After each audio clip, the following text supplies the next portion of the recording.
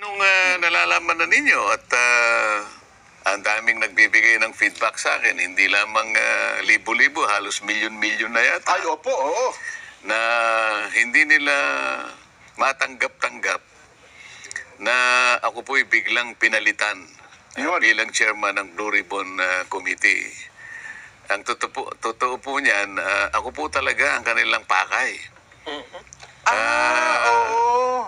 Ang presidente po ng Senado, si Senator Chis Escudero, ay parang collateral damage lang po yun. So tama pa rin lumabas sa mga social media sir na ang puntirya talaga kayo. Kasi hindi naman nila kumaalis kung hindi nila alisin yung puno. Ayun. Ganun po yung nangyari riyan. Oho. Ngayon, ang medyo hindi po ako nagsasabi nito. Ito po ay kinukonfirma ng napakarami pong mga kababayan natin na hindi po nila nagustuhan yung mabilis ang pagpapalit ng liderato ng Blue Ribbon Committee. Lalong-lalo na po doon sa panig ng paglalahad na po ng katotohanan. Yung pag-iimbestiga na po sa kanila pong palagay, ay meron na po silang nakikinikinitang mga katotohanan na lalabas dyan. Papunta na po sa paghanap po natin ng kasagutan sa maanumalyang pagkakalatag ng mga proyekto na kung tawagin nga ay ghost projects. Ayun.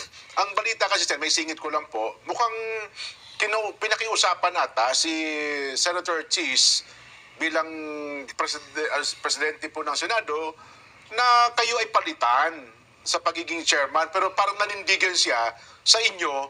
Kaya ang nangyari daw po, pati siya nadamay sapagkat ayaw pala niya kayong palitan bilang chairman ng Blue Ribbon Committee. So tama po ba yung ganung anggulo? Hindi ko alam yun kasi wala naman siyang sinasabi sa akin na siya'y kinausap. Oho. Ang nangyari, May nakiusap daw po eh. mabilisan nga eh. Ang totoo niya, siguro nakikita nyo, itinutuloy ko yung pangatlong pagdinig namin. Papo. Ako na lang ang pinakahuli na nakabalita na napalitan na pala yung aming Senate President. Ayun Ano? na nga, oo. Kaya pala si Senador Jinggoy na nasa tabi ko, medyo mainit ang ulo nung araw na yon. Hindi ko naman alam kung ano nangyari. Oho. Kaya yung pong talagang purong-puro na biruan lang, iba po yung pagkakatanggap niya. No? Pero alam naman ninyo, talaga nagbibiruan lang kami.